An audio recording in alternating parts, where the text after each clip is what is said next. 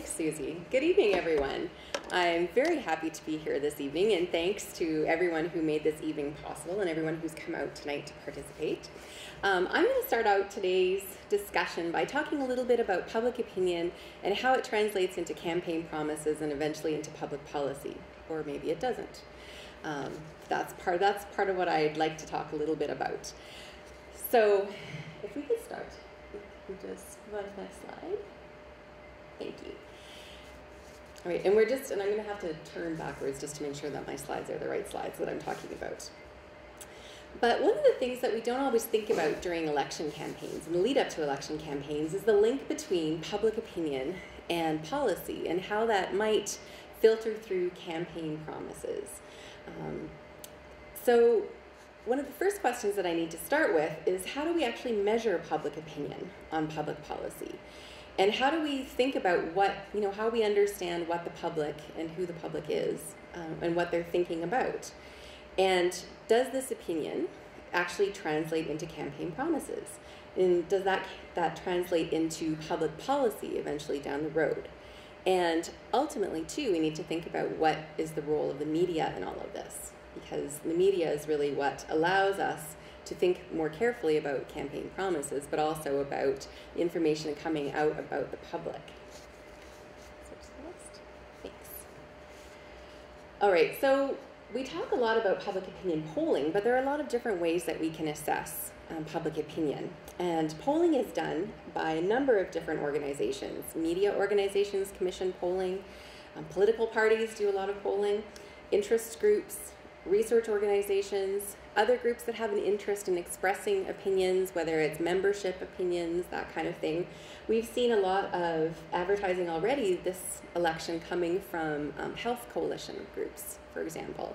And they've done some public opinion research that has shown to them that people are interested in health-related issues and will continue to be interested in health-related issues. But when we're thinking about people running for election and building campaigns, we also need to think about specific kinds of public opinion that might not necessarily be reflected in public opinion polling, for example.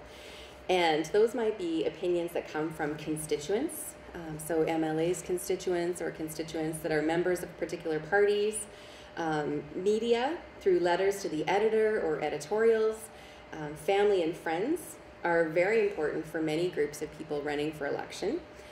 Targeted groups, so groups that represent certain contingents of a membership base, for example. If there is someone running for an MLA position that has a real interest in the health sector, they might be particularly interested in assessing opinions among health workers. Demonstrations in the province, and people active in social media, which is something that we're seeing more and more of. So if you follow blogs or you pay attention to what's the comments that come after articles that are posted online, how many people here read the comments that people can post on newspaper articles, for example? Yeah, well, people running for election pay attention to those. At least they usually have people monitoring those kinds of questions, those kinds of responses, to get a sense of what interested people are paying attention to.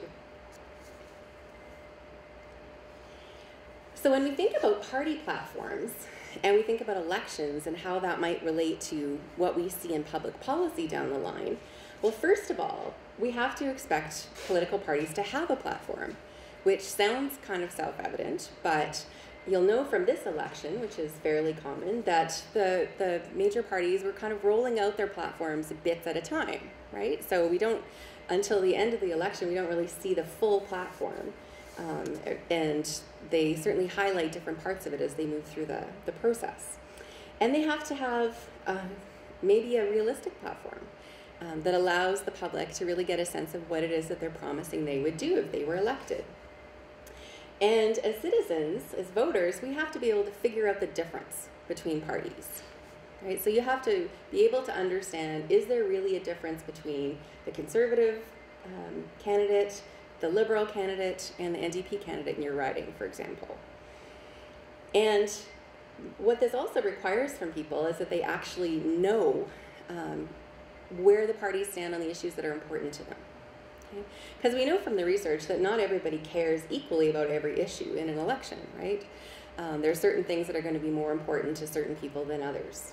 And so if we can expect that public opinion and the public's preferences get translated into public policy down the road, we have to expect that people know what their preferences are and what they care about. And in the research, we talk about something called issue ownership. And what that usually means is that in the case of Manitoba, there are certain parties that own certain issues. So if you're thinking about healthcare in the province, you tend to have an idea about which of the political parties is going to be most likely to do what you want them to do around healthcare. Same thing around education. If you're interested in the future of hydro and which side bipole development should go on, you need to make sure that you understand which party actually owns that issue.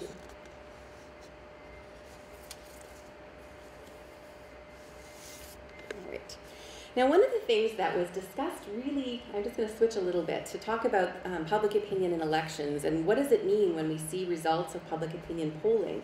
Now, we tend to see less of it during a provincial election than during a federal election, but we still hear certainly polls being released. We hear political parties talking about support. We hear other organizations talking about research that they've done with people. But does it all matter? And does it have an impact on how voters vote when it comes to election day? And this is something that you may have heard talked about in relationship to the federal election as well. And the Chief Electoral Officer for Elections Canada is now considering whether or not, rethinking whether or not polls really do have a big impact on people. And this is something that I'm pretty sure that the other panelists will have something to say about as well. But there are different ways that we think about the impact. So we think about bandwagoning. So if you hear a candidate doing really well in the polls, or you see a poll that says, you know what, Greg Selinger is still doing better than Hugh McFadden, right? What people can argue is that that can really encourage people to continue on supporting the candidate that's ahead. Sometimes you see strategic voting, where people say, okay, in my riding, I really don't want party X to win. So I'm going to vote for whoever has the best chance to win against party X. And in some cases, if there's clearly a landslide predicted by a poll, then what you sometimes will see is people staying home, right? So if they don't feel like they need to vote because it's already a clear decision, then they might stay home. And we don't have to worry about the impact of the timing of the election this time because we actually have a fixed election. So it's been interesting to see how things are sort of progressing as we move through a fixed election date. And some of the indirect effects that we see attributed to public opinion polling and reporting of polls is that polls will sometimes detract from the real issues, right? So we see this especially in the federal races where there's so much public opinion polling released on a regular basis that the focus is really on the leader rather than on the issues. At the provincial level, we have some limited polling, but we also have a lot of discussion around, or we try to have a lot of discussion around policy as well and the ideas that political leaders are bringing forward. But sometimes public opinion polls can focus our attention on leaders, and what we get is a focus on leaders to the detriment of our focus on our local campaigns. We were talking earlier about the impact that having Winnipeg media beamed into Brandon has had on the election down here. You have two fantastically interesting races going on in Brandon, and the coverage here is not necessarily as much as what you might hope to see. And one of the other things that we know about public opinion polling is that when it's released, especially if there's something exciting that shows up in a poll, shows one leader's ahead and they hadn't expected that, for example, it can really motivate people who are working for campaigns. So if you think your candidate has a chance, it's going to make you much more excited, it's going to engage you more, it's going to get you out door knocking, delivering flyers, doing whatever you need to do in order to really bring people along.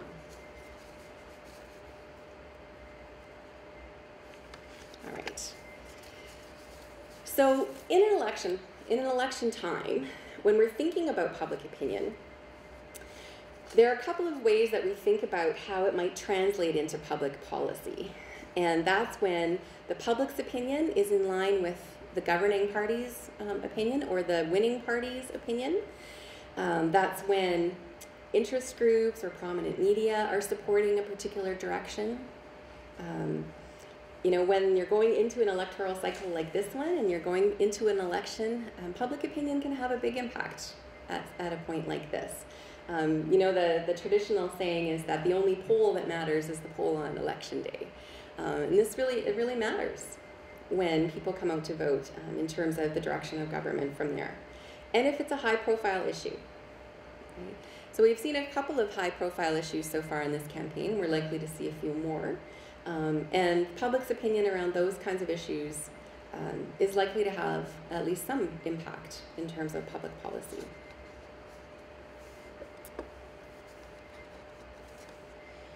Okay, and can you go on to the next slide?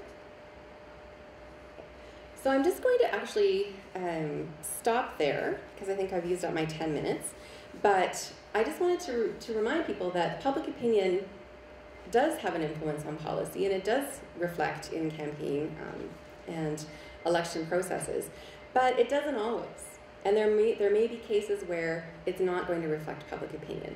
And that might mean that it's reflecting particular narrow segments of the population's opinion rather than a general population opinion.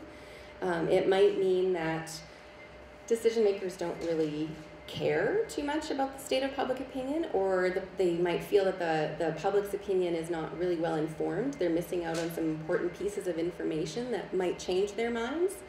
And that they might not actually need public opinion too much in between elections. It certainly matters at election time, building into the vote, but there are certain things that will make that less important. And I'm certainly happy to talk about those, and I suspect my fellow panelists will address some of that as well. So thank you very much.